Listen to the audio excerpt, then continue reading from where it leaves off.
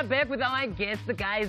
Arabella Novosinova Bayas-Joyner namhlanje, and we are talking languages. Welcome to the show, guys. Thank you. Thank you. Like, how are you guys in general? How are you? I don't know. Did you get that? No. Actually, that leads me to my first question. What is the importance of young South Africans learning and being taught and how to write and learn actually in their own mother tongue? Why is that important? Okay, so the most important thing is for children to learn to read and write. Firstly, in the languages that they understand and know best, just because it makes it easier for them to do that.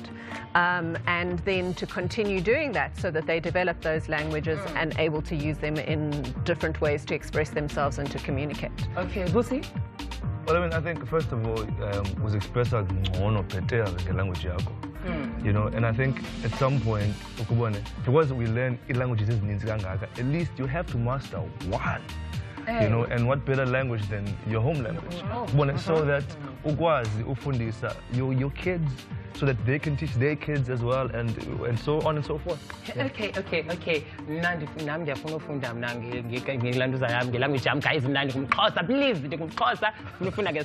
government and actually government, that leads me actually to my next question. Looking at the studying curriculum in South Africa, do you think that teaching wise, or maybe the use of language is being used enough? Your opinion about that, Arabella? Okay, so if you think about baking a cake, for example, okay, you put the mixture together and then you put it in the oven, and there's a certain amount of time that you need to put it in the oven for, right? If you take it out too soon, it's kind of all gooey in the middle, and it's not. Like exactly. That's called inkam. Okay. So it's not ready yet. It's all gooey and horrible. Okay, because it's not ready yet. So it's exactly the same thing with learning languages. Yeah. It takes at least 6 years for a child learning a new language to have enough competence in that language to be able to learn through that language. But in our country, 6 years. But in our country, we get what? Grade 1, grade 2, grade 3, and then you've got to learn. So you've got So it makes exactly, and so it makes learning and success at school so much more difficult for the most children in this country. Now, Vusi, in that context of education, you write and sing songs, which basically educate people in different languages. Right. So how has that inspired you as an artist, Nje? It's definitely inspired me. I'd love to learn more languages because most of my songs are Xhosa or English. Yes, here and there, I mean, I'm calling on my show and I can but look, I'd love to learn more languages for particularly that reason. Okay. And I think also when it comes to supporters as artists, I think they relate now as the artists that much more if uthetha nabo or do you get what I'm saying?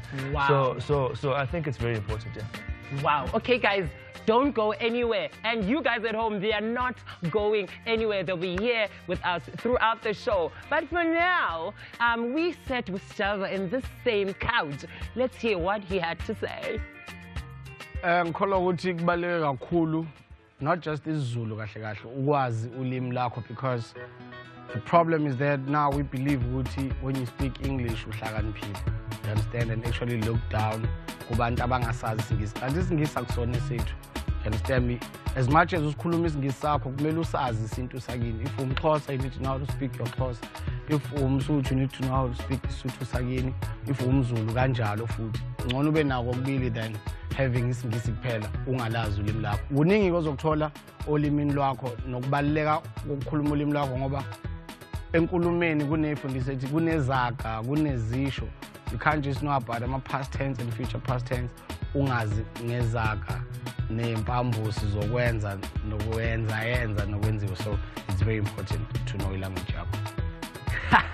And that was the Godman in Ndlalifa Sjava talking to us about Buhlokwa of preserving isintu sethu. Now